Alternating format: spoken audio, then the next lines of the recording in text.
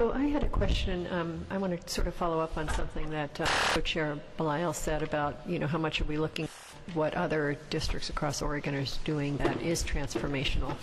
And the reason I'm bringing it up, and it's not specific to the staffing formula, but the reason I'm bringing it up, I was at an Oregon School Boards Association meeting this weekend, and we were each given an iPad, and we were taken through, a whole lesson of, what you can do with an iPad in terms of curriculum and instruction, and it was incredibly exciting to see.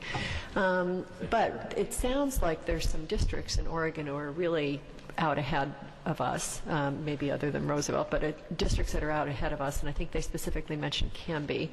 And Salem, rather than doing the iPads at the high school level, it sounds like they're doing it at the K2 level. And if I'm recalling this correctly, I think they said they're seeing a 25% increase in literacy rates at those grade levels. So my question is, in terms of vision, that's an example perhaps, but are we looking at what transformative practices are happening in other districts, and whether or not we want to either pilot them or grab onto them or do things differently? And maybe that's a discussion for another day, but Absolutely. I don't know. Well, anybody knows, I know a little bit about the Canby piece, and they really work to fund innovation. So it was really interesting because they started at a very grassroots level where the district said, we're going to pop for people who are willing to do this and be a part of this to get iPod touches or iPads, and specifically at the time most of them were iPod touches, for teachers. And then what they did was track what the teachers did with it. And it was really cool to see, because I've gone and visited there twice, and some of the gains that they got in those individual classrooms were huge. In a district the size of Canby, that small-scale innovation had a pretty big impact because they were able to take some stuff district-wide.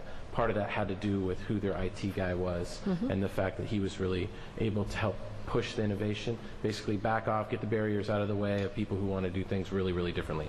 So to your comment about transformational, that was an opportunity for them to step way outside of a box and lead the way in some ways. And, yes, that'd be fun. Let me know. Well, they're not buying textbooks anymore. I mean, they're shifting those funds from textbooks to iPads. So, can I just introduce Melissa Goff, who is our Executive Director of Teaching and Learning? So a couple of things. Actually, we have visited Canby. The Office of Teaching and Learning teams and regional administrators have visited there in a couple of work groups this year, looking not only at textbook delivery strategies, but also thinking about innovative ways that we could reach our historically underserved students. Looking particularly in special education and ESL, we actually do have pilots going on in both of those areas. One in our behavior classrooms with iPads, and another with ESL students in partnership with our Sun schools through a grant.